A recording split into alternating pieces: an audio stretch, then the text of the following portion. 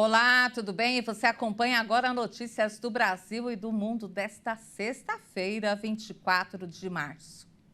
O metrô de São Paulo voltou à operação com 100% de sua capacidade às 12h45 desta sexta-feira, após o anúncio do fim da greve dos metroviários. As 4 linhas afetadas pela paralisação, linha 1 azul, linha 2 verde, linha 3 vermelha e a linha 15 prata do monotrilho, estão operando normalmente.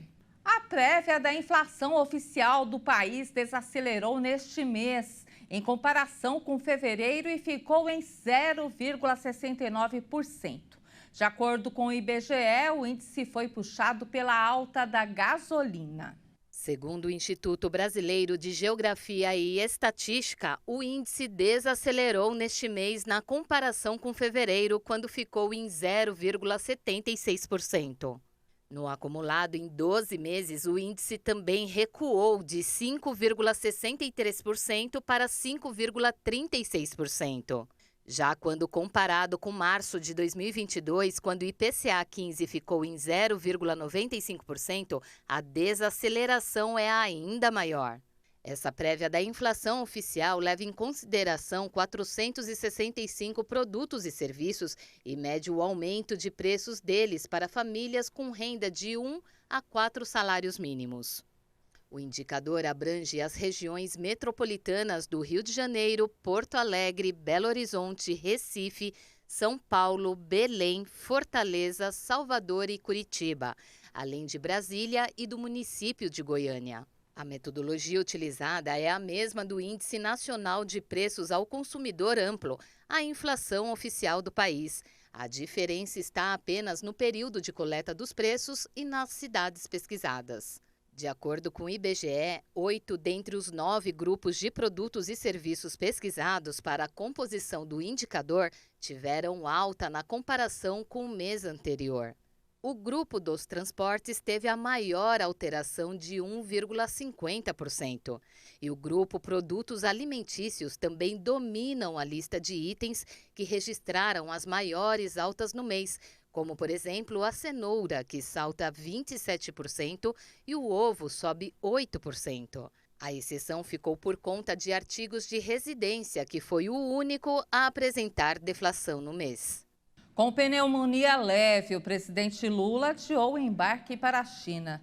A previsão mudou da manhã de sábado para a manhã de domingo. Se confirmada a viagem, a mudança não deve afetar o encontro com o presidente chinês, que está previsto para terça-feira. O estreitamento das relações comerciais entre Brasil e China deve ser o foco da viagem do presidente Luiz Inácio Lula da Silva ao país asiático, que acontece neste final de semana.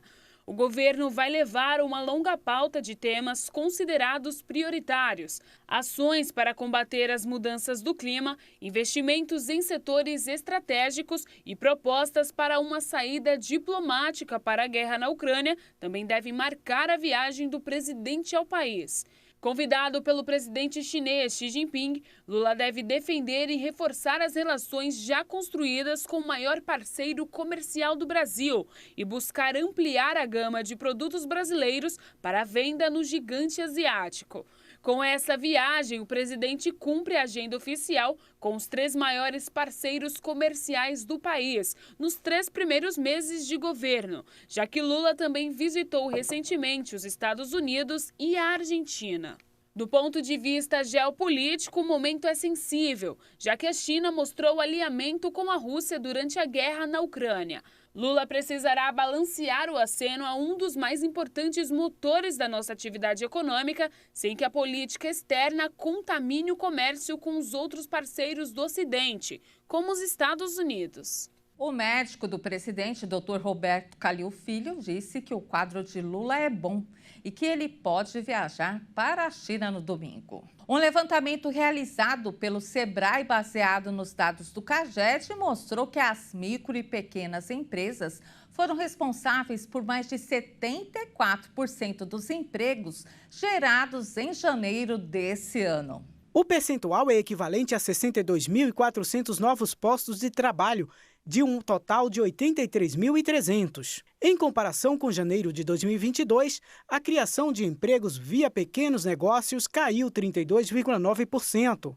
Na época, as micros e pequenas empresas foram responsáveis por 93 mil novas contratações no país.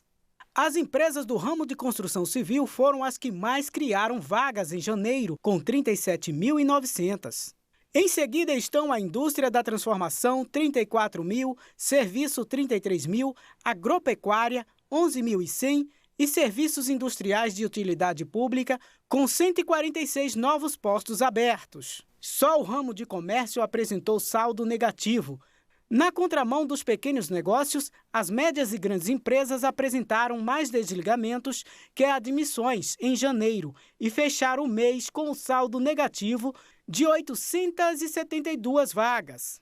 Nesse segmento, somente o setor de serviços industriais de utilidade pública criou postos de trabalho, 5 novos empregos. Já as pessoas físicas, a administração pública e as entidades sem fins lucrativos criaram 21.700 vagas. Corresponde a 1/3 da criação dos pequenos negócios. Só no ano passado foram criados 1.600.000 postos de trabalho no Brasil por pequenas empresas.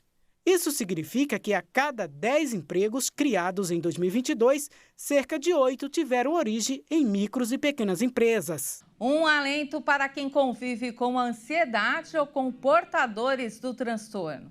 Pesquisadores da Universidade de Indiana, nos Estados Unidos, desenvolveram um teste de sangue que é capaz de identificar se a pessoa sofre ou deverá passar por momentos de ansiedade, igual a um exame para descobrir como está o colesterol ou diabetes. O objetivo é permitir que seja indicado o medicamento certo que não deixe o paciente viciado ou, dependendo da situação, partir para alternativas como terapias ou recomendação de mudanças do estilo de vida para evitar o estresse.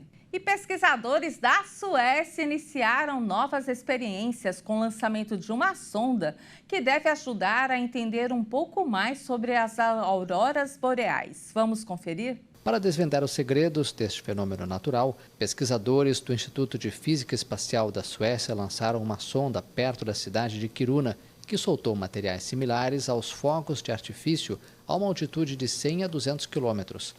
Esse empreendimento causou nuvens brancas e verdes luminosas no céu que progressivamente eclipsaram a aurora boreal real que brilhava no horizonte. A experiência visa melhorar as previsões meteorológicas para o espaço próximo, também chamado de atmosfera superior, permitindo uma melhor proteção dos satélites e outras infraestruturas essenciais de telecomunicações. Tima Sergienko, responsável pelo experimento, afirmou que essas estruturas podem ser seriamente danificadas durante fortes atividades iônicas causadas pelas auroras boreais. Para reproduzir esse efeito, os pesquisadores jogaram bário em cilindros de alumínio, o que garantiram não representar perigo para a população. Segundo Tima, os pesquisadores podem obter muito mais informações graças a esse tipo de experimentos e medições ópticas. Existe uma famosa expressão do futebol que é Deus zebra. Ela é dita quando acontece um resultado inusitado, inesperado, quase inacreditável. Quando um time muito fraco vence um time muito forte. Pois é, na Coreia do Sul, essa frase aconteceu ao pé da letra, ou melhor, das listras. Já imaginou dar de cara com uma zebra de verdade andando no meio da rua? Pois é, isso aconteceu em Seul, que é a capital da Coreia. O animal de quase 2 metros fugiu de um parque e resolveu dar uma voltinha pela cidade. E como se diz no futebol, deu zebra. Sero é uma zebra fujona que deu muito trabalho às autoridades de Seul, capital da Coreia do Sul. O animal escapou de sua jaula do grande parque infantil e vagou livremente por 3 horas pela maior cidade do país asiático. O passeio cativou a internet e gerou milhares de memes. Sero, que tem 3 anos, foi cercado por bombeiros em uma rua estreita e um veterinário administrou um tranquilizante para sua recondução ao zoológico. A zebra retornou em segurança à sua jaula e passa bem. De acordo com o grande parque infantil, Sero era uma espécie de menino da mamãe e já havia criado problemas antes. Ele começou a se comportar de forma irregular depois que seus pais morreram, sua mãe em 2020 e seu pai no ano passado. E a gente encerra essa edição com a zebra fujona. Ficamos por aqui. Não. E essa edição fica por aqui. Você acompanha mais informações ao longo da nossa programação. Um excelente fim de tarde e final de semana.